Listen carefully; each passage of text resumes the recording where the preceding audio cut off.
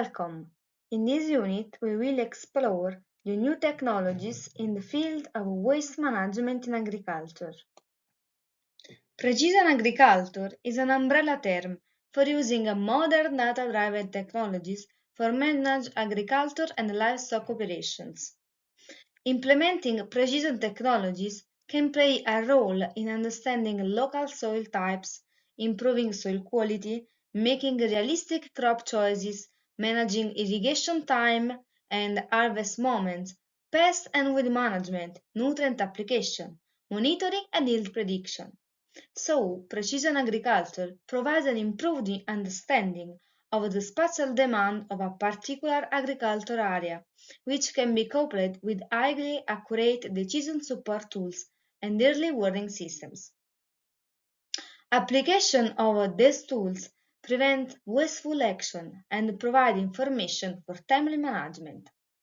By optimizing the use of water, chemicals and energy, precision agriculture reduces the sector's vulnerability to climate change, especially considering drought, extreme weather events, and climate-related pests and disease. Decisions about how much fertilizer, when to spray, when to water, and how much can be made using a decision support system connected with the equipment in the field. These allow farmers to control important processes remotely, saving time, energy, and resources. This will not only improve yield, but could also impact predictive forecasting, which led to an appropriate and timely action. This allows for greater flexibility in adapting the entire harvest to extreme weather events, as well since forecasting and other data-driven environment factors can be formulated and updated in real time. Among all applications, one of the most critical areas in which this approach has a particularly strong impact is the management of agriculture and livestock waste. Improper handling of manure and slurry can lead to significant air, water, and soil contamination. As we can saw in Chapter 2, livestock production is a major source of methane, carbon dioxide, ammonia, and volatile organic compounds, all of which contribute to global warming, air quality deterioration, and water pollution. To address these challenges, farmers are increasingly adopting sensor-based systems capable of real-time environmental monitoring within barn, manure storage facilities, and feedlot. These technologies enable more precise control of environmental conditions and emissions, supporting a more sustainable and efficient management practice. Let's now describe some of the tools employed in precision agriculture. Temperature and humidity are very important factors in the barn. Indeed, elevated temperature and relative humidity levels can accelerate manure decomposition, thereby increasing gas emission rates. These parameters are crucial input for models that predict gas emission as well as for systems that regulate ventilation or activate cooling measures to limit microbial fermentation in manure or bedding. An example of such a sensor is the DHT11. Its humidity sensing component consists of two electrodes separated by a moisture-retaining substrate, typically made of a salt or a conductive polymer. The sensor also incorporates an NTC thermistor for a temperature measurement. A resistor whose resistance decreases as temperature increases. By providing accurate readings of temperature and humidity, these sensors play a key role in both environmental monitoring and management of emission control systems in livestock facilities. Carbon dioxide is a normal byproduct of animal respiration, but when many animals are kept in a confined area with poor ventilation, carbon dioxide can reach levels that harm animal health. In pigs, for example, High carbon dioxide concentrations are linked to slower growth and more frequent respiratory problems. By installing carbon dioxide sensors, farms can monitor these levels in real time and adjust ventilation as needed. This not only protects animal welfare, but also allows farmers to evaluate different housing systems in terms of emission. These sensors are particularly useful in pig and poultry farming. This kind of sensor could be included in the farm climate control system to control ventilation. Methane is one of the most powerful greenhouse gases, with a global warming potential far greater than that of carbon dioxide over a short time span. As we saw in Chapter 2, a large share of anthropogenic methane emission come from livestock farming, especially from ruminants like cows, whose digestive process produce significant volume of methane. Also, manure management is another source. To understand and mitigate these emissions, it is possible to use sensors and advanced monitoring systems. These sensors allow direct measurement of methane exhaled by individual animals or present in barn, grazing areas, or feeding points. Technologies include wearable devices, laser methane detector, air chamber systems like GreenFeed, sniffer meters in milking or feed station, and environmental sensor installed in barns. Laser methane detector is a portable device that employs laser technology to detect and quantify methane from a distance. It works using infrared absorption spectroscopy. A laser beam is aimed at the target, that is a cow, and the methane concentration is calculated based on the amount of light absorbed by the gas. Laser methane detector is used in several areas of ruminant research. There is a need to access methane emission in order to develop mitigation measures or to obtain valuable information on the physiological and metabolic status of animals. Its applications are quite broad. First, in genetics, the LMD allows us to identify animals that naturally produce lower methane levels.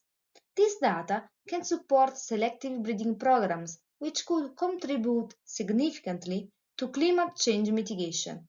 Of course, this approach requires information from a sufficient number of animals that are both phenotyped and genotyped. Second, in nutrition studies, the LMD is used to evaluate feed efficiency. Researchers have successfully used it to distinguish between different diets or feeding strategies at the group level. This makes it a valuable technique for improving feeding practice while reducing emission. Finally, in farming systems and breed comparison, the LMD can systematically compare farms, farming systems, and breed, even in regions with limited research infrastructure or with animals kept on pasture. Overall, the LMD provides a non-invasive efficient way to gather critical information on methane emissions, which is essential for both environmental sustainability and optimizing animal management. Green feed could be another solution to measure methane. It provides a non-intrusive way to monitor methane and carbon dioxide emission directly from cattle. Animals are attracted to the unit with small amount of feed, where the system captures the exhaled and eructated gases. This allows researchers and farmers to measure enteric methane production on any animals in normal farm conditions without disturbing their daily routine. The system operates similarly to an automatic self-feeder, releasing a small amount of feed as an attract and through the use of transponders for animal identification, uniquely recognizing each animal while measuring the quantities of methane and carbon dioxide eructed per unit of time during feed access. Feed is dispensed at regular intervals throughout the day to ensure uniform data collection.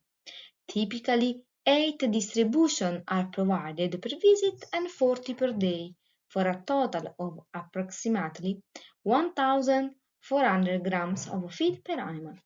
The animal's stay at the grain feed unit is crucial and must last at least 3 minutes, the time required to draw in the gas flow emitted by the animal and measured by sensors, which are then quantified using specific calculation formulas and expressed on a 24-hour basis.